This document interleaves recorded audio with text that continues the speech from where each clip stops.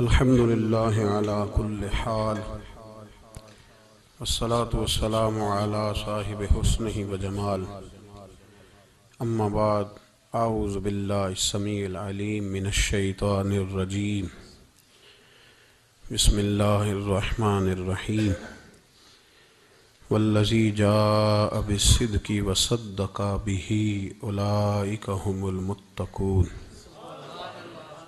صدق اللہ العظیم وصدق رسولہ النبی الکریم ان اللہ وملائکتہ یصلون علی النبی یا ایہا الذین آمنوا صلوا علیہ وسلموا تسلیما الصلاة والسلام علیک یا سیدی یا رسول اللہ وعلى آلك وأصحابك يا سيدي يا حبيب الله اللهم صل على سيدنا ومولانا محمد معدن الجود والكرم وآلہ وصحبہ وبارک وسلم۔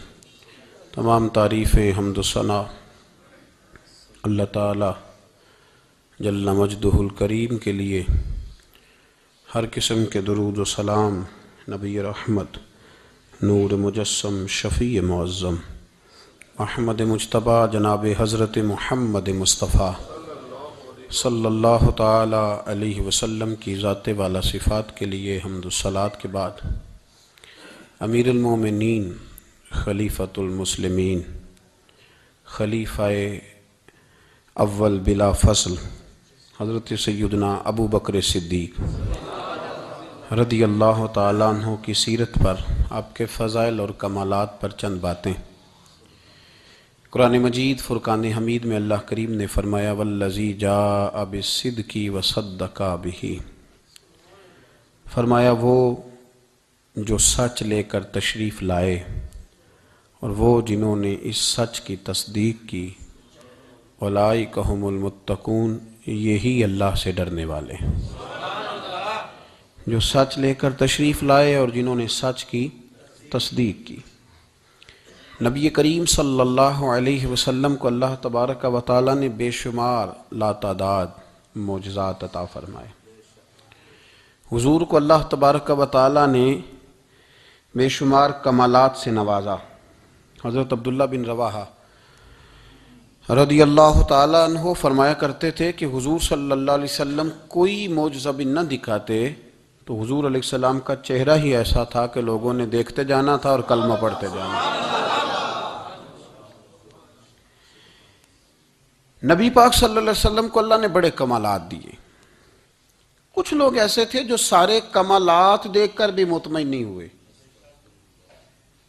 نہیں کلمہ پڑھا انہوں نے۔ یہ ایک فکری پہلو ہے، اس پر ضرور غور فرمائیں۔ جب جنگ ہوتی ہے ذاتی مفادات کی، اور جب انسان کو یہ غلط فہمی سما جاتی ہے کہ مجھے بھی کچھ پتہ ہے، مجھے بھی کچھ آتا ہے، اور جب اس کا یہ ذہن بن جاتا ہے کہ میں نے ہر چیز کو پہلے اپنی چھوٹی سی عقل کے دائرے میں رکھ کے اچھی طرح سے پرکھنا ہے، اگر میری عقل پر چیز پوری آئے گی تو قبول کروں گا ورنہ قبول نہیں کروں گا۔ پھر لوگ نہیں مانتے، بڑے بڑے کمالات تھے، بڑا کچھ تھا، اور جنہوں نے نہیں نہ مانا انہوں نے زیادہ کمالات دیکھے، انہوں نے نہیں مانا۔ ابو جہل کتنی دفعہ معجزہ طلب کرنے آیا، کبھی کہا کہ مجھے بتائیے میری مٹھی میں کیا ہے، اگر آپ بتا دیں گے تو کلمہ پڑھ لوں گا۔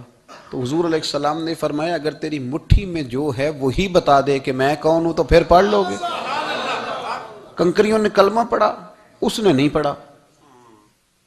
معجزہ دیکھا اس نے، معجزہ مانگا، اس نے کہا کہ اگر چاند کے 2 ٹکڑے ہو جائیں تو میں پڑھ لوں گا کلمہ۔ چاند کے 2 ٹکڑے حضور نے کر دیے، چاند 2 ٹکڑے ہوا، کوہ صفا کی پہاڑی کے بیچ آدھا ادھر گیا آدھا ادھر گیا، دوبارہ جا کے جڑا، اس نے دیکھا، کہنے لگا اوہو میں تو سمجھتا تھا کہ معاذ اللہ آپ کا جادو صرف زمین پہ چلتا ہے، آپ کا تو آسمانوں پہ بھی چلتا ہے۔ اس نے بڑے کمالات دیکھے لیکن کلمہ نہیں پڑھا۔ حضرت ابو الحسن خرقانی رحمۃ اللہ علیہ ایک درویش تھے۔ ہم جو درویشی اور فقیری اور ان لوگوں کو ماننے والے لوگ ہوتے ہیں، ان میں بحث کم سے کم ہوتی ہے، ان میں اپنا آپ بڑھانے کی عادت کم سے، اس میں ماننے کا مزاج ہوتا ہے، اور وضاحت بھی نہیں لوگ طلب کرتے، اشاروں سے بھی بات مان جاتے ہیں، غلامی اسی کا نام ہے، اشارہ آپ کر دیں بات ختم ہو گئی، طے ہو گیا مسئلہ، اتنی زیادہ لمبی تو بات ہی کوئی نہیں۔ حضرت ابو الحسن خرقانی تقریر کر رہے تھے، بات کر رہے تھے، تو کسی نے کہا کہ آپ حضرت بایزید بستامی رحمۃ اللہ علیہ کے سجادہ ہیں، تو حضرت بایزید کیسے آدمی تھے؟ تو فرمانے لگے حضرت بایزید کو جو دیکھتا تھا وہ کلمہ پڑھ جاتا تھا۔ اب آپ نے تو ماشاءاللہ قبول کر لیا، لیکن وہ جو سامنے بیٹھا تھا اس کی سمجھ میں بات نہیں آئی، وہ کہنے لگا حضور آپ نے کہہ دیا ہے پر میری عقل میں تو نہیں نہ آتا۔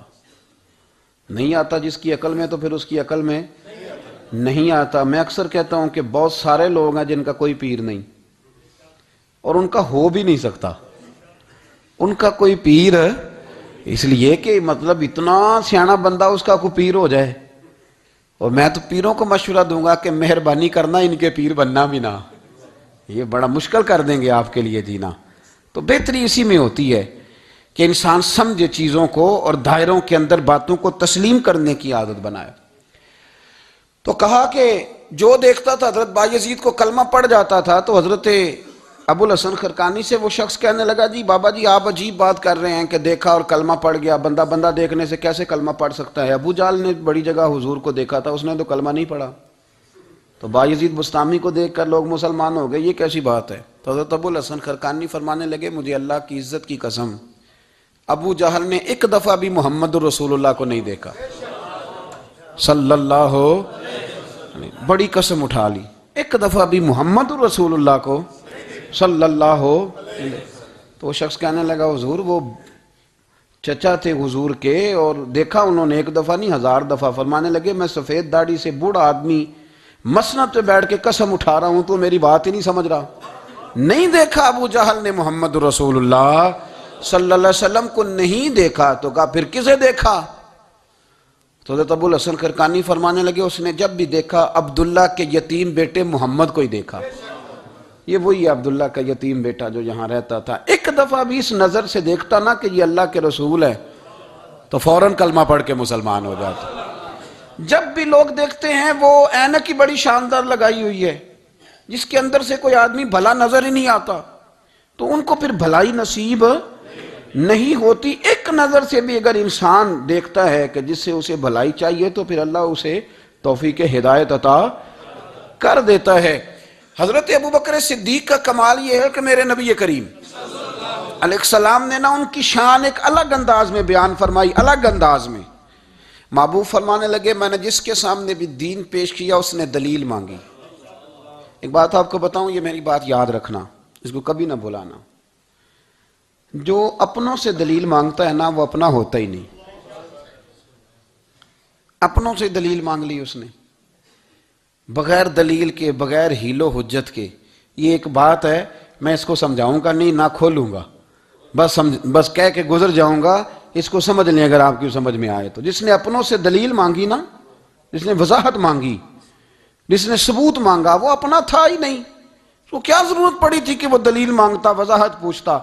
حضرت نجم الدین کبریٰ رحمۃ اللہ علیہ کے مرید تھے حضرت امام فخر الدین رازی، اتنے بڑے امام ہو کے ایک فقیر کے غلام تھے۔ تو فرماتے ہیں آخری وقت آیا تو شیطان آ گیا، میں اس کو کہتا تھا رب ہے، تو شیطان بھی تو بڑا عالم ہے نا، تو وہ دلیل توڑ دیتا تھا۔ فرماتے ہیں میں نے 360 دلیلیں دی، اس نے ساری توڑ دی۔ تو پھر میں نے اپنے شیخ کی طرف توجہ کی، میں نے کہا حضور کو نظر کرم فرمائیں۔ تو شیخ نجم الدین کبریٰ فرمانے لگے اس بے ایمان کو کہہ دے میں اپنے رب کو بغیر کسی دلیل کے رب مانتا ہوں، دلیل کی ضرورت ہی نہیں، بس میرا رب ہے تو رب ہے، ختم ہو گئی بات۔ نبی رحمت علیہ السلام فرمانے لگے میں نے جس کے سامنے بھی دین پیش کیا اس نے دلیل مانگی، فرمایا یہ واحد میرا ابو بکر صدیق ہے، میں نے اسے کہا ہے کلمہ پڑھ لو، اس نے دلیل مانگی نہیں، فوراً ہی کلمہ پڑھ کے مسلمان ہو گیا۔ کوئی دلیل نہیں، کوئی معجزہ نہیں، کوئی طلب نہیں، کوئی شے نہیں۔ ساری زندگی مطمئن ہی نہیں ہو پائے لوگ، ساری زندگی اطمینان ہی نہیں ہو سکا، اس کو بھی سنا، اس کو بھی سنا، اس سے بھی سوال پوچھا، اس سے بھی پوچھا۔ بھائی تو مطمئن ہونا نہیں چاہتا، تو بحث کرنے کے لیے علم سیکھ رہا ہے، جس نے عمل کرنے کے لیے سیکھنا ہوتا ہے اس کو تو ایک حرف ہی بڑا کافی ہوتا ہے، تو ایک لفظ کی ضرورت ہوتی ہے، ایک جملے میں ساری زندگی لوگ گزار دیتے ہیں۔ حضرت ابو بکر صدیق رضی اللہ تعالیٰ عنہ نے بحث والا دروازہ نہیں کھولا، حضور نے کہا کلمہ پڑھو تو انہوں نے کلمہ پڑھا اور مسلمان ہو گئے، کوئی دلیل، کوئی وضاحت، کسی چیز کی کوئی حاجت، ختم ہو گئی بات۔ اصل مسئلہ پتہ کیا ہے، جو لوگ سوچ سمجھ کے چلتے ہیں نا، تو سوچ کتنی ہے انسان کی، وہ کتنا کام دے گی۔ یہ جو وارفتگی ہوتی ہے نا، یہ جو محبت ہوتی ہے، یہ جو پیار ہوتا ہے، یہ زندگی کو آسان کر دیتا ہے۔ سوچنے سمجھنے کے دائروں سے آدمی نکل جاتا ہے، اس کا کام وہ کہتا ہے کہ میں نے سوچنا نہیں، میں نے ماننا ہے، میں نے رب رسول کی ذات کے بارے میں سوچنا نہیں، میں نے ماننا ہے۔ تو ماننے والے لوگ جو ہوتے ہیں وہ فائدے میں ہوتے ہیں، تو عمل کر رہے ہیں، بات مانی، عمل کیا۔ عقل کا بے شمار اور بے دریغ استعمال، اپنی چھوٹی عقل سے بڑے مسئلے حل کرنے کی کوشش کرنا، یہ انسان کو نقصان دیتا ہے۔ بہت ساری جگہوں پہ وہ الجھ جاتا ہے، ہر جگہ عقل استعمال کرنا، لیکن رب رسول کے معاملے میں نہ استعمال کرنا، ورنہ نقصان ہو۔ عقل چھوٹی ہے اور اللہ رسول کی ذات بڑی ہے، کبھی بھی اس دائرے میں بند کرنے کی کوشش نہ کرنا۔ جناب ابو بکر صدیق رضی اللہ تعالیٰ عنہ ہر معاملے میں ایک حدیث بخاری کی، شاید میں نے پہلے بھی عرض کی تھی، لیکن چونکہ وہ عنوان کے لحاظ سے ایک بہت بڑی دلیل ہے، دوبارہ عرض کرتا ہوں۔ نبی پاک علیہ السلام نے 1500 کے قریب صحابہ سے فرمایا تھا کہ چلو عمرہ کرنے چلیں۔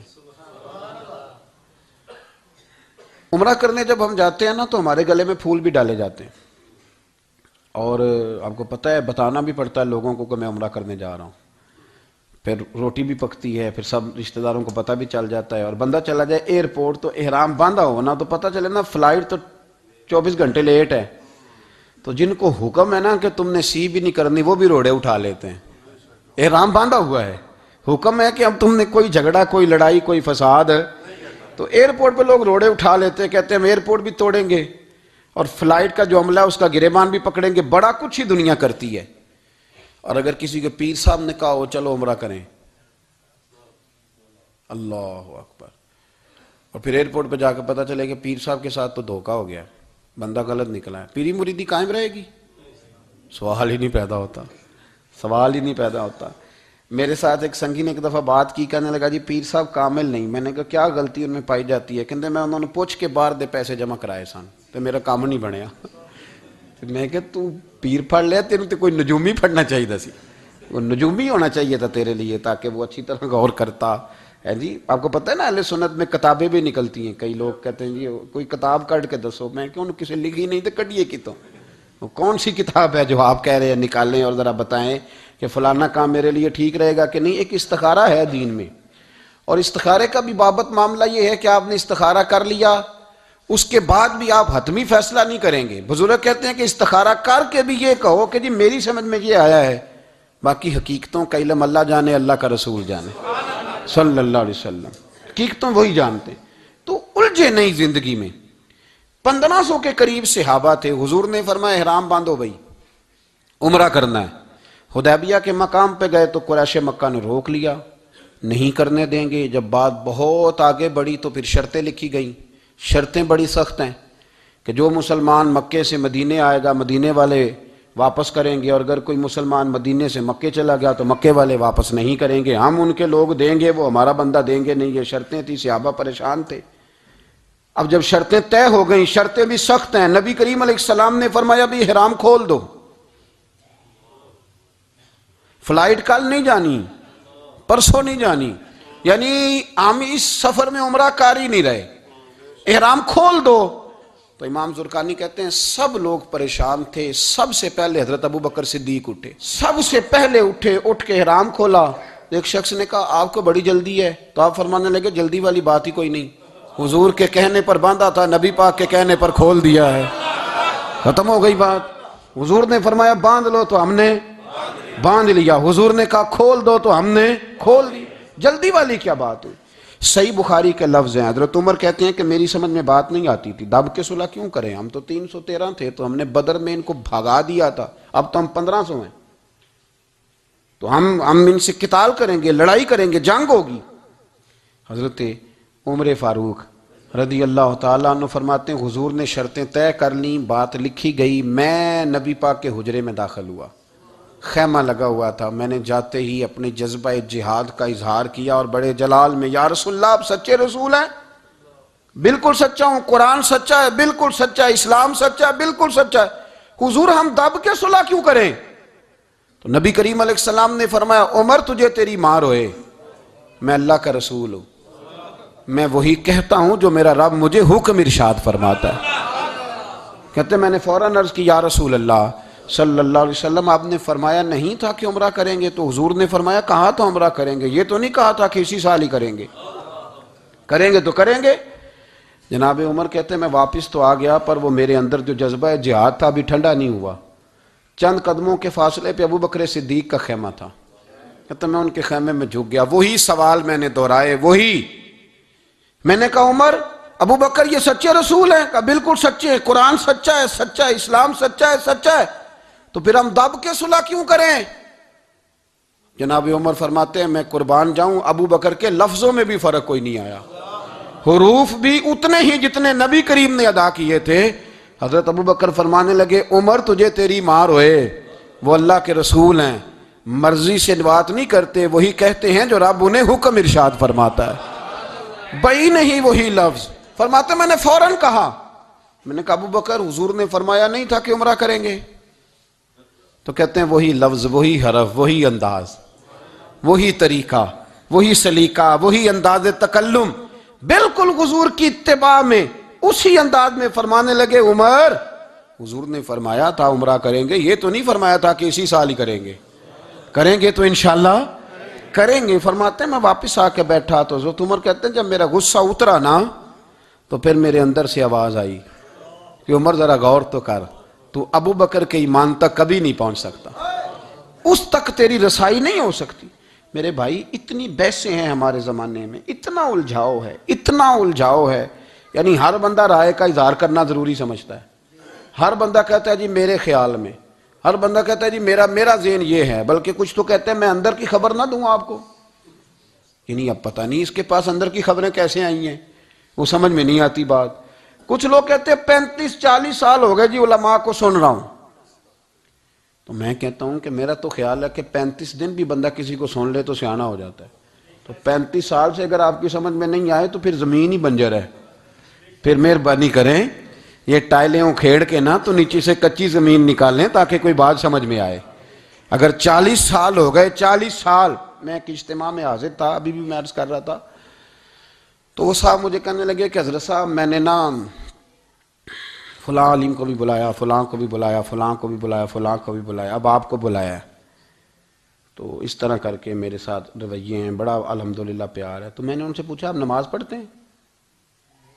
انہوں نے لگا نہیں۔ کچھ اور باتیں پوچھی تو جواب نفی میں آیا، تو میں نے کہا کہ اب آپ نے مہربانی کرنی ہے اتنے علماء کا نام نہیں لینا، کیونکہ پھر تو بزرگوں کے بارے میں لوگ شک کریں گے کہ انہوں نے اس کو دیا کیا ہے۔ تو ایک بزرگ کی بات سنتے ہیں تو کئی دنوں تک وہی ہمیں بڑا تر و تازہ رکھتی ہے، اور آپ کو اتنے عرصہ ہو گیا تو آپ نے حاصل کیا کیا ہے؟ صرف باتوں کا گورکھ دھندا، لفظوں کا ہیر پھیر، جملوں کا الٹ پلٹ کرنا، یہ زندگی ہے؟ یہ زندگی ہے صرف باتیں کیلو کال سن لی آ گئے؟ نہ اسے ذرا آگے نکلیں، عمل کب کرنا ہے؟ میرے بھائی یہ بحثیں، یہ ابحاث، یہ لمبے چوڑے معاملات، یہ طے، بزرگوں میں نا ایک صنف ہے مرید ہونا اور ایک ہوتا ہے طالب ہونا، یہ دو باتیں، یعنی آپ کہیں گئے اس کے مرید ہو گئے تو پھر کسی اور جگہ کسی بزرگ سے نسبت ہوئی تو وہاں آپ طالب۔ میرے پاس کچھ لوگ آتے ہیں کہتے ہیں آپ طالب کر لیں، تو میں کہتا ہوں آپ مہربانی کریں ایک کی نوکری کریں، وہ بڑی مشکل ہے، تو جگہ جگہ پہ جانے کی کیا ضرورت ہے؟ مطلب میں انکار نہیں کرتا کسی ایسی چیز کا جس کو بزرگوں نے رائج کیا، لیکن سمجھے نا، مطلب ایک کی بات پوری سنی نہیں گئی ہم سے، اب خیر کی بات ہر جگہ سے سنیں، ہر جگہ سے، لیکن یہ صرف وہ تعلق بنانے کی کوشش کرنا کہ جس سے تھوڑا سا رابطہ بن جائے، جس سے تھوڑا سا تعلق بن جائے، جس سے تھوڑا سا نا پتہ چل جائے، اس سے نکلیں، سیکھنے کا ماحول بنائیں۔ اتنی عقل کے گھوڑے نہ دوڑائیں کہ عقل بھی بیچاری تھاکی جائے اور کوئی چیز ہاتھ بھی نہ آئے، کچھ کریں، عمل کریں۔ لیکن ایک جگہ پہ میں حاضر تھا تو وہاں دستار فضیلت کا جلسہ تھا، تو ایک مولانا نے تقریر کی، جس طرح تاجر کہہ لیتا ہے نا جی میں الحمدللہ اگر کمائی کرتا ہوں تو غریبوں کو بھی دیتا ہوں، سمجھا لیا نا اپنے آپ کو۔ رشوت لینے والے نے بھی ایک دلیل گاڑ لیا، وہ کہتا ہے میں امیروں سے نہیں، میں غریبوں سے نہیں لیتا، تو امیروں کا حساب لینے کی ڈیوٹی اللہ نے آپ کی لگائی ہے کہ آپ حساب کریں امیروں کا کہ وہ کیا کر رہے ہیں. یہ ہم نے نا یہ دلیلیں گھڑ لی ہیں, یہ ہم نے دلیل گھڑ لی ہے کہ وہی اپنے آپ کو مطمئن کرنے کے لیے. میں حاضر تھا تو ایک مولانا تقریر کی جی, عالم ساری رات. یہ صرف علماء کی بات نہیں, ہر طبقے نے اپنے بارے میں اس طرح کی چیزیں یاد کر لی ہیں, ہم نے رٹ لی ہیں. جیسے خامند نے یاد کر لیا ہے کہ کسی غیر کے لیے سجدہ جائز ہوتا تو اللہ عورت کو حکم دیتا, نبی پاک حکم دیتے کہ وہ خامند کو سجدہ کرے. تو بی بی نے بھی یاد کر لیا ہے کہ حضور نے فرمایا تم میں سب سے بہتر وہ ہے جو بیوی کے حق میں بہتر ہے. سب نے اپنی اپنی مرضی کی چیزیں, دوسری کی مرضی کی چیز کسی نے یاد نہیں کی, سب نے اپنی اپنی مرضی کی چیزیں یاد کر لی. تو مولانا تقریر کر رہے تھے, کہنے لگے جی حضور نے فرمایا ہے کہ عالم ساری رات سویا رہے اور عابد ساری رات عبادت کرتا رہے, درجہ پھر بھی عالم کا زیادہ ہے. پھر دوسرے آئے, انہوں نے بھی اسی حدیث پہ بات کی. تیسرے آئے تو انہوں نے بھی اسی حدیث پہ بات کی. تو میرا نمبر آیا تو میں نے کہا جی یہ جو حدیث آپ سنا رہے ہیں نا, یہ حدیث بالکل ٹھیک ہے, بالکل ٹھیک ہے کہ عالم ساری رات عشاء پڑھ کے سوئے, فجر کے وقت اٹھ کے فجر پڑھے, اور عابد ساری رات نماز پڑھے تو درجہ پھر بھی عالم کا زیادہ ہے. بالکل ایسے ہی ہے, بلکہ ایک حدیث میں تو یہ ہے کہ 70 عابد بھی عبادت کریں اور عالم سویا رہے تو ان 70 سے سونے والے عالم کا درجہ. یہ بات بالکل ٹھیک ہے, لیکن میں نے کہا اس کا بھی خیال رکھو کہ یہ حدیث غوث پاک کو بھی آتی تھی, یہ غوث پاک کو بھی آتی تھی حدیث, اور بڑے عالم تھے, پر وہ تو عشاء پڑھ کے مصلی پہ بیٹھتے تھے اور فجر تک مصلی پہ بیٹھے رہتے تھے. حالانکہ یہ حدیث انہیں بھی آتی تھی, یہ حدیث خواجہ معین الدین چشتی کو بھی آتی تھی, اور وہ بڑے عالم تھے, لیکن اس کے باوجود وہ عشاء پڑھتے تھے اور فجر تک مصلی پر بیٹھے رہتے تھے. حضرت عثمان غنی سے بڑا عالم تو کوئی نہیں نہ ہوگا اس زمانے میں. حضرت عثمان غنی رضی اللہ تعالیٰ عنہ جیسا شخص تو کوئی نہیں نہ ہوگا, پر وہ عشاء کے بعد قرآن پاک پڑھنا شروع کرتے تھے اور فجر سے پہلے پہلے قرآن پاک ختم کر لیا کرتے. تو دلیلیں صرف بحث کے لیے یاد نہ کریں, اپنے آپ کو بچانے کے لیے یاد نہ کریں, اپنے وجود کو سکون دینے کے لیے دلائل نہ یاد کریں. میں دین کے کس دائرے سے کس طرح بچ کے نکل سکتا ہوں اس کے لیے دلائل یاد نہ کریں, عمل کے رستے پہ آئیں, عمل کے رستے پر. جناب ابو بکر صدیق اللہ تعالیٰ عنہ کا کمال یہ ہے, زکوٰۃ کتنے فیصد دینی چاہیے؟ چلے اللہ تعالیٰ شکر ہے, 3-4 لوگوں کو تو پتہ ہی ہے نا جی, باقی بھی ان سے سن کے یاد کر لیں. کتنے فیصد ہے؟ اللہ آپ کو خوش رکھے. اب کچھ اور نے بھی پروگرام بنا لے. کتنی جی؟ چلو اب ٹھیک ہو گیا. 2.5% ہے نا جی. آپ یقین کریں کسی تاجر سے آپ بات کر کے دیکھ لیں, 6 گھنٹے مناظرے کے بعد وہ مانتا ہے کہ 2.5% دوں گا میں صحیح کہہ رہا ہوں آپ کو. وہ کہتے ہیں جی وہ تو ٹھیک ہے لیکن کچھ قرضہ بھی ہے, 2.5% زکوٰۃ ہے وہ تو ٹھیک ہے لیکن ہو سکتا ہے میری بہن بھی حصہ مانگ ہی لے, پیسوں میں سے اس کا بھی نکلتا, کیونکہ پروگرام نہیں نا جی, ارادہ نہیں. زکوٰۃ 2.5% ہے تو کہتے ہیں جی وہ نا میں نے تولا ہے سونا, پورا نہیں بنتا ابھی, وہ تھوڑی سی کمی ہے. یہ اس وقت دلائل ہیں, اس وقت ابحاث ہیں جب دینے کا پروگرام. اور تاجروں نے اب ایک نیا سلسلہ شروع کیا, کہتے تھوڑی تھوڑی سارا سال ہی دیتا رہتا ہوں, تھوڑی تھوڑی کر کے. آپ نے جس سے 5 کروڑ روپیہ لینا ہو وہ اگر کہے کہ 10,000 مہینے کا لے لو, لے لیتے ہو. ہمارے فقہاء نے تو یہ لکھا ہے کہ جب زکوٰۃ دو نا تو ایک آدمی کو ساری دو. حضرت عمر بن عبدالعزیز رحمۃ اللہ علیہ کے زمانے میں ایک آدمی کو لوگوں نے زکوٰۃ دی تو اتنی دے دی کہ اگلے سال وہ خود زکوٰۃ دے رہا تھا, بہت بڑا کاروبار اس نے سٹارٹ کر لیا تھا. معیار نہیں ہے نا جی تھوڑی تھوڑی دیتا رہتا ہوں. کئی لوگ ایسا کرتے ہیں کہ دکان میں جو پرانی چیزیں ہوتی ہیں وہ زکوٰۃ کے دور پہ دینی شروع کر دیتے, جو مال نہیں بیک رہا اس کو زکوٰۃ بنا دو. کیوں؟ دینے کا پروگرام نہیں. حضرت ابو بکر صدیق رضی اللہ, ذرا زندگی دیکھو, کہتے ہیں جس دن کلمہ پڑھا 40,000 دینار تھے, اور کلمہ پڑھے ابھی مجھے چند مہینے گزرے تھے, سارے مصطفیٰ کے قدموں پہ قربان کر دیے. پھر مال کمایا, پھر 4,000 دینار تھے, 4,000. جس دن ہجرت کے لیے نکلا 4,000 تھے. انہیں بھی پتا تھا 2.5% دینا چاہیے, ان کی بھی بیٹیاں تھیں, جوان بھی تھی, چھوٹی بھی تھی, ان کے بھی بچے تھے, لیکن دین کو ضرورت ہے. میرے رسول پاک صلی اللہ علیہ وسلم کے دین کو حاجت ہے. تو فرماتے ہیں اشرفیاں تھیں میرے گھر میں, پیسے تھے, درہم تھے, دینار تھے. میرے والد بوڑھے تھے, ان کو خیال تھا کہ ابو بکر ساری دولت نہ لے جائیں. تو حضرت اسماء بنت ابی بکر سے جناب ابو بکر صدیق نے کہا کہ اس طرح کرنا, ایک گڑا چھوٹا سا تھا, گڑا ٹویا, اس میں پیسے ہوتے تھے. فرمایا اس میں روڑے رکھ دینا, اوپر ٹاٹ ڈال دینا, والد نابینا ہے, اگر پوچھے نا پیسے تو ان کا وہاں ہاتھ لگا دینا, انہیں پتہ چلے ابو بکر سارا مال لے کے نہیں گیا، فرماتے میں ہجرت پہ جانے لگا تو 4000 سارے ہی لے گیا، سارا مال ہی یار، یا 2.5% کے لیے رٹا پڑا ہوا ہے، 2.5% کے لیے لوگ بحث کر رہے ہیں، 2.5% کے لیے دلائل چاہیے، کئی مفتیان کرام سے پوچھیں گے، پھر پروگرام بنائیں گے دینا ہے کہ نہیں دینا۔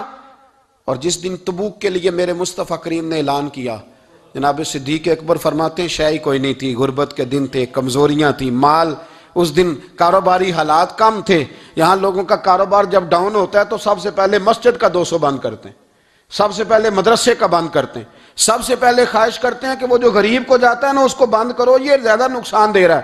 حضرت ابو بکر صدیق رضی اللہ تعالیٰ عنہ فرماتے ہیں حالات خراب تھے، جیب دیکھی تو اتنے پیسے ہی نہیں تھے کہ مصطفیٰ کریم کو پیش کر سکوں، تو پھر کیا کیا؟ امام جلال الدین سیوطی کہتے ہیں ابو بکر صدیق نے نا گھر کے اندر کپڑا بچھایا، اور پھر صدیق اکبر نے کیا کیا کہ توا بھی رکھا، برتن بھی رکھے، اس پہ چولہا بھی رکھا۔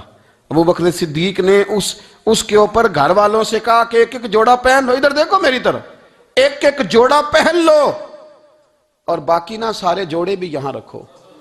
اور پھر جب لوگ بچوں نے دیکھا نا کہ ابا تو کپڑے بھی رکھوا رہا ہے، کیا بنے گا؟ فرمایا تمہیں تو ایک ایک جوڑے کی اجازت دے رہا ہوں نا، ذرا میری طرف دیکھو۔ خود اندر گئے تو ٹاٹ کا لباس پہن کے کپڑے بھی اتار کے رکھ دیے، کپڑے بھی اتار کے زمین اسی میں رکھے، سارا کچھ باندھا، لباس ٹاٹ کا، تن تندور تے ہڈاں دا بالن، تے اسی ہاواں نال تپایا، کپ کپ مکیاں پیڑے کیتے، اتوں عشق پلے تھل لایا، تن دا سالن من دی ہانڈی، لون صبر دا پایا، غلام فریدہ وے میں ساری تیری، تینوں وجہ یقین نہیں آیا؟ ہر چیز لپیٹ کے نا تو نبی کریم کی بارگاہ میں لے گئے، ہر چیز۔ میرے محبوب کا بھی انداز دیکھو، فرمایا ماں اب کہتا لے اہلے کا، گھر بھی کچھ چھوڑ کے آئے ہو؟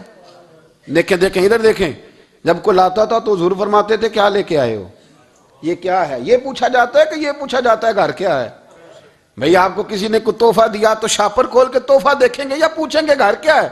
لیکن میرے رسول پاک کے لفظ دیکھیں، فرمایا ماں اب کہتا لے اہلے کا۔ ابو بکر سجنا گھر کیا چھوڑ کے آئے ہو؟ تو رو پڑے، کہنے لگے یا رسول اللہ میں کوئی غریب تو نہیں، میں بڑا مالدار ہوں۔ اب کہتا لہم اللہ و رسول، گھر اللہ بھی چھوڑ آیا ہوں، اللہ کا رسول بھی چھوڑ آیا۔ حضور میں کوئی کنگال نہیں، میں مصطفیٰ والا ہوں، میں کوئی غریب نہیں، میں نبی والا ہوں، میں رب رسول کو گھر چھوڑ آیا ہوں۔ میرے مصطفیٰ کریم علیہ السلام فرمانے لگے تیرے پیچھے جبریل امین کھڑے، اور انہوں نے ٹاٹ کا لباس پہنا ہوا ہے، اور تیرے آنے سے پہلے وہ آ گئے تھے۔ تو میں نے پوچھا جبریل یہ بوریے کا لباس؟ عرض کی یا رسول اللہ ابو بکر نے پہنا ہے تو رب کو اتنا پسند آیا سارے فرشتوں کو پہنا دیا ہے، سارے فرشتوں کو پہنا دیا، سارے فرشتوں۔ ذرا یہ لذت تو لیں بات کی، جب 2.5% پہ جھگڑا ہوتا ہے نا تو پھر نماز میں مزہ نہیں آتا۔ جب تو 2.5% پہ بھی اڑا رہتا ہے نا، پھر درود و سلام پڑھتے پڑھتے طبیعت معاذ اللہ پریشان ہوتی ہے۔ جب الجھے ہوئے پھر مسائل اور ہیں۔ پھر میرے محبوب کریم بولے، میں ابو بکر رب کریم نے ایک پیغام بھی بھیجا ہے۔ یا رسول اللہ وہ کیا؟ فرمایا رب فرماتا ہے کہ ابو بکر سے پوچھ کے بتائیں کہ اس حال میں وہ رب سے راضی ہے کہ ناراض ہے؟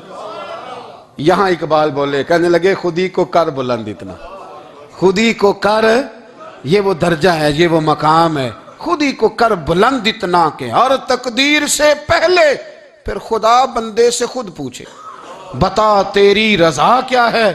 فرمایا رب پوچھتا ہے آپ راضی ہیں کہ ناراض ہیں؟ تو پھر ابو بکر صدیق بھی کھول کے روئے، کہا یا رسول اللہ میں کل بھی اپنے رب سے بڑا ہی راضی تھا، میں آج بھی اپنے رب سے بڑا ہی راضی ہوں۔ یہاں لوگ لے کے بھی نہیں راضی ہوتے، ابو بکر سارا کچھ دے کے بڑے ہی راضی ہیں، سارا کچھ دے کے۔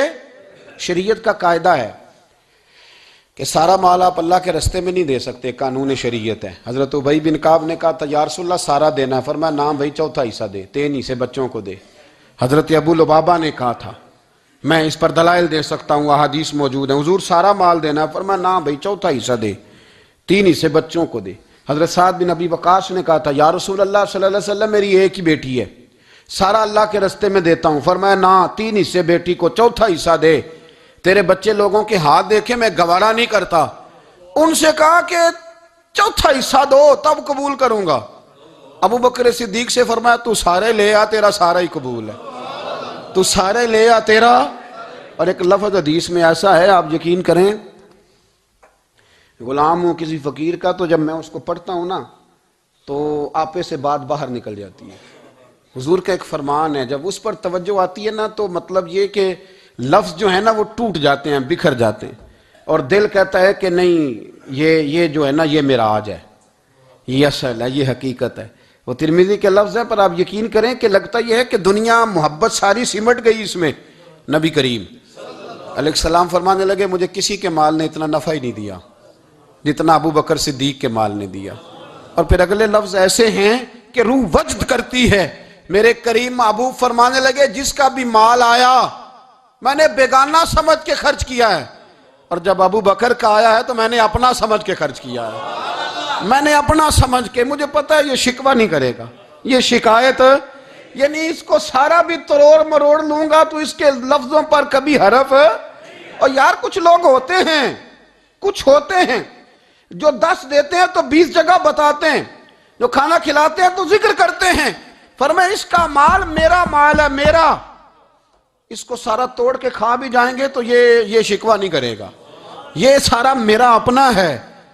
حضرت ابو بکر صدیق فوراً بول پڑے، عرض کی حضور جب میں آپ کا ہوں تو مال بھی تو آپ کا ہی ہے نا۔ یا رسول اللہ جب میں نے اپنا آپ نہیں بچا کے رکھا تو پھر مال۔ حضرت مولانا معین الواعظ کاشفی نے لکھا ہے، اچھا کئی دفعہ ایسے ہوتا ہے میں بات کوئی اور بیان کرنا چاہتا ہوں تو شروع معاملہ کسی اور طرف نکل جاتا ہے۔ مولانا معین الواعظ کاشفی نے لکھا ہے کہ وہ جو سانپ تھا نا غار ثور میں، وہ 600 سال سے بیٹھا ہوا تھا۔ حضرت عیسیٰ علیہ السلام ایک دن پڑھ رہے تھے انجیل، تو آپ نے نبی پاک کا تذکرہ پڑھا، اس سانپ نے سن لیا، تو حضرت عیسیٰ سے کہنے لگا حضور یہ بتائیں کہ وہ نبی پاک ملیں گے کہاں؟ تو حضرت عیسیٰ فرمانے لگے کہ مکے میں آئیں گے اور مدینے میں رہیں گے۔ تو کہا ملاقات کیسے ہو سکتی ہے؟ فرمایا چلا جا مکے۔ تو وہ سانپ 600 سال غار ثور میں، اور اس نے 70 جگہ پہ سوراخ کیے۔ کتنے سال بیٹھا رہا؟ بول کے بتائیے۔ آپ 6 گھنٹے بیٹھ کے دکھائیں، سوال ہی نہیں پیدا ہوتا۔ ہم بڑے کمزور ہو گئے، ہمارے لیے معاملہ بڑا اور طرح کا ہے، ہماری مرضی کا کوئی بات کرے تو ہم اس سے راضی ہیں، انتظار کرنا اور یہ سارے کام کرنا یہ تو بڑا مشکل معاملہ ہے، یہ تو بڑی عجیب سی کیفیت ہے۔ میرے صاحب رحمۃ اللہ تعالیٰ علیہ 2015 میں کراچی تشریف لائے، میں اپنے ایک سنگی کو لے کے پہنچ گیا، چھوٹا موٹا مولوی میں بھی ہوں۔ صبح میں 7 بجے کے 8 بجے ہم وہاں پہنچ گئے، حضرت آرام فرما رہے تھے، نمازیں انہوں نے اندر ادا فرمائی ساری، ظہر بھی ہوئی، پھر عصر بھی ہوئی، پھر مغرب بھی ہوئی، پھر عشاء بھی ہوئی۔ عشاء کے بعد وہ سنگی ہم سے کہنے لگے کہ آپ کتنا انتظار کریں گے؟ تو میں نے کہا کہ انتظار تو کرتا ہے بڑا آدمی، بڑے لوگ انتظار کرتے ہیں، تو چھوٹے لوگ تو اطاعت کرتے ہیں، ہم چھوٹے ہیں تو ان کی مہربانی ہے، اگر زیارت ہو جائے تو تب بھی ٹھیک ہے، اگر وہ کہیں نہیں ملنا۔ میرے سنگی ساتھ موجود تھے، صبح سے گئے اور عشاء کے بعد کا وقت آ گیا، نہیں انہوں نے ملنا تو پھر بھی ٹھیک، وہ ہس بولے تھے وہ مہربانی، نہیں تو اساں تے لاڑ ہی لڑاؤنے نے، اس کی مہربانی ہے، اگر بات ہو جائے تو ٹھیک ہے ورنہ کوئی معاملہ نہیں۔ تو عشاء کی نماز کے بعد انہوں نے ہمیں یہ کہا کہ پیغام آیا کہ محفل میں جہاں حضرت جا رہے ہیں وہیں ملاقات ہوگی۔ تو ہم نے کہا یہ بھی بڑی نعمت ہے، جلوہ دیکھنا بھی بہت بڑی سعادت ہے، اس لیے کہ ہمیں پتہ ہے کہ وہ کیفیت کیا ہے، وہ رنگ کیا ہے، ان کا انداز کیا ہے۔ پیچھے جا کے بیٹھ گئے تو پھر ان کا حکم آیا کہ اس کو ذرا آگے آئے۔ جب میں اسٹیج پہ گیا تو فرمانے لگے مجھے سویرے ہی پتا تھا آپ آ گئے، کوئی عرض نہیں، اتنا کوئی انتظار تو بندہ کر ہی لیتا ہے۔ اب یقین کریں وہ دن کی جو لذت ہے نا وہ آج تک گئی نہیں طبیعت سے، وہ سرور گیا نہیں۔ کبھی کبھی سوچتا ہوں کہ اس سے ڈبل بھی انتظار کبھی ہو جائے، پر ایک دفعہ زیارت پھر نصیب ہو جائے، کبھی کبھی یہ سوچتا ہوں۔ 600 سال وہ سام بیٹھا رہا، 600 سال، اور 70 اس نے سوراخ کیے غار ثور میں، لیکن وہ بھی عاشق تھا نا۔ اور یہاں معاملہ یہ تھا کہ ابو بکر صدیق دعا مانگ کے گئے تھے کہ میں نے کسی کو موقع نہیں دینا، ایک میں ہوں گا دوسرا میرا یار ہوگا۔ وہ غار ثور کی تو لذت یہ والی تھی، ایک میں ایک میرے محبوب۔ اس نے 70 سوراخ کیے ہوئے تھے، جناب ابو بکر صدیق نے کہا حضور آپ ٹھہریں، میں ذرا بھی آیا صفائی کر کے۔ تو نبی کریم علیہ السلام رکے تو حضرت ابو بکر صدیق نے کہیں پگڑی پھاڑ کے رکھی، کہیں چادر پھاڑ کے رکھی، اتنے سوراخ بند کیے تو جو ایک رہ گیا وہاں ایڑی رکھ دی۔ تو اب وہ سام بھی شکوہ کرنے لگا کہ یار تو بھی کوئی نرالا ہی عاشق ہے کہ میں نے تو کسر ہی کوئی نہیں چھوڑی تھی، 70 سوراخ کیے تھے اور تو نے بھی کمال ہی کر دی ہے، یہ سارے ہی بند کر دیے، جو بچ گیا اس پہ ایڑی رکھ دی۔ اس نے پتہ نہیں کتنے ڈنگ مارے۔ سام کا جب ڈنگ لگتا ہے تو وجود میں بہت زیادہ گرمی پیدا ہوتی، گرمی۔ حضرت ابوبکر صدیق کے بارے میں ہمارے شارحین نے لکھا روئے نہیں، وجود اتنا گرم ہوا کہ آنسو ٹپک پڑے۔ نبی کریم صلی اللہ علیہ وسلم نے فرمایا ہٹا نہ ذرا پیر، پھر انہوں نے ہٹایا تو میرے مصطفیٰ میں لعاب دہن لگایا۔ مولانا معین الواعظ کاشفی رحمۃ اللہ علیہ فرماتے ہیں کہ جب انہوں نے قدم ہٹایا نا تو پھر وہ سانپ باہر نکلا، اپنا سر نکالا اور کھڑا ہو کے حضور کا دیدار کرنے لگا۔ تو نبی کریم نے فرمایا تیرا کام ہو گیا، اب تو جا، مجھے اور ابو بکر کو رہنے دے۔ تو نکل گیا۔ یہ کیفیات ہے، یہ محبت ہے، یہ وارفتگی ہے، یہ سوز ہے، یہ درد ہے۔ یارو یہ میں کہا کرتا ہوں کہ یہ چیز جینے کا بھی مزہ دیتی ہے، مرنے کا بھی مزہ آتا ہے، مرنے کا بھی مزہ، سرور آتا ہے انسان اس میں جب یہ کیفیات شامل ہوتی ہے نا، رنگ اور ہوتا ہے، درد اور ہوتا ہے، ذائقہ اور ہوتا ہے، کیفیت اور ہوتی ہے، پھر کوئی شوق نہیں رہتا اعلیٰ کپڑوں کا، بڑی گاڑی کا، لمبے چوڑے معاملات کا۔ پھر تو انسان ڈھونڈتا پھرتا ہے کوئی مجھے محبوب کی بات سنائے، کوئی اس کی شان میں کوئی شعر سنائے، کوئی اس کا ذکر سنائے، کوئی مل جائے نا کبھی کہ میرے تار چھیڑ دے، کوئی ملے، کوئی بات کرے، کوئی ذکر کرے۔ پھر انسان ڈھونڈتا پھرتا ہے ان لفظوں کو، ان لوگوں کو جو پکڑ کے دروازہ رسول صلی اللہ علیہ وسلم کی بارگاہ تک لے جائیں۔ بڑا پیار کیا میرے قریب محبوب۔ حضرت علی المرتضیٰ شیر خدا فرماتے میٹنگ بیٹھی تھی بدر والے دن، ہم بات کر رہے تھے خطرہ کہاں ہے، دلیر لوگوں کی ڈیوٹی کہاں لگائی جائے۔ شیر خدا بھی چاہ رہے تھے کہ میں وہاں ڈیوٹی دوں گا، تو کہتے ہیں سمجھ آئی کہ سب سے زیادہ خطرہ نبی کریم علیہ السلام کے عریش مبارک کا ہوگا، حضور کے خیمے کو، چھپر مبارک کو۔ قریش مکہ سب سے زیادہ حملے وہاں کریں گے جہاں حضور ٹھہرے ہوں گے۔ طے ہو رہا تھا کس کی ڈیوٹی لگائیں، کس کو وہاں ذمہ داری سونپیں۔ کہتے ہیں ہم بات کر رہے تھے اور میں تیار تھا وہاں جانے کو، اچانک ابو بکر صدیق آ گئے۔ کیا باتیں ہو رہی ہیں؟ تو ہم نے کہا جناب ہم پروگرام بنا رہے ہیں کہ وہاں ڈیوٹی کس نے کرنی ہے، تو فرمانے لگے یہ کرنے والی بات ہی کوئی نہیں، میں نے تو عرض کر بھی دیا ہے نبی پاک کی بارگاہ میں کہ یا رسول اللہ یہاں ڈیوٹی میں ہی کروں گا۔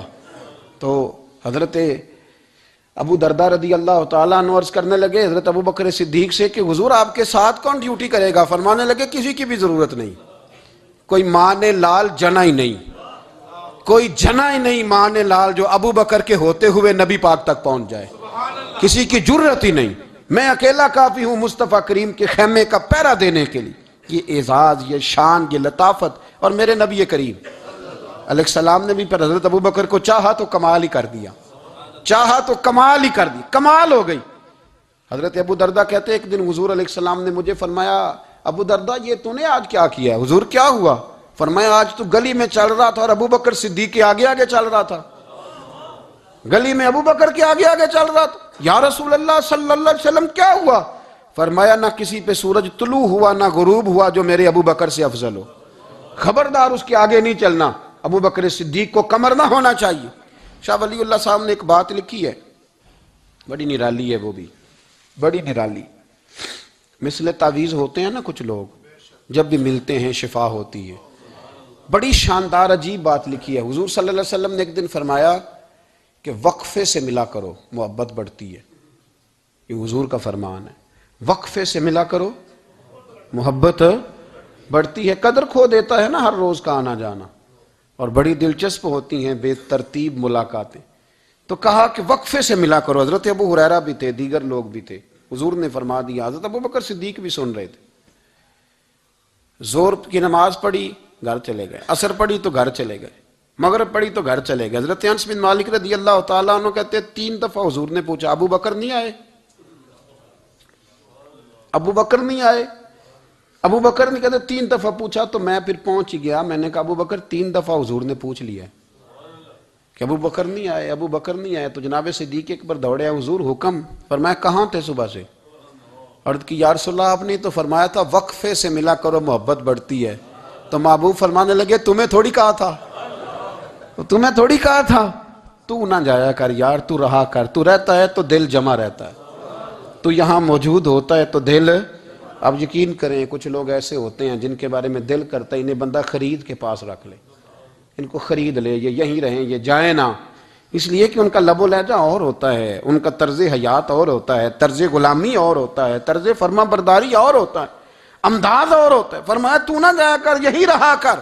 اور میرے محبوب نے فرمایا ابو بکر تو صرف میرا غار میں ہی ساتھی نہیں، قیامت میں جب میں حوض کوثر تقسیم کروں گا تب بھی تو میرے پاس ہی بیٹھا ہوگا، قیامت کے دن حوض کوثر کی تقسیم میں بھی تو میرے ساتھ ہی ہوگا، میرے نبی کریم علیہ السلام۔ اور ایک بات اور سن لے جاتے جاتے، کچھ لوگ ساتھ بڑا رہتے ہیں پر بات کم کم مانتے ہیں، کہتے ہیں میں جھاڑو جو دیتا ہوں آستانے پہ، مجھے وظیفہ پڑھنے کی کیا ضرورت ہے، میں وہاں ہر وقت حاضر جو رہتا ہوں، مجھے کیا ضرورت ہے شجرہ پڑھنے کی، مجھے کیا ضرورت ہے ان کی بات سننے کی، میں وہاں رہتا جو ہوں اتنا ہی کافی ہے۔ حضرت ابوبکر صدیق نے نوکری بھی کھول کے کی اور نبی پاک کی بات بھی کھول کے مانی، کھول کے مانی، جو حضور نے کہہ دیا انہوں نے کر دیا۔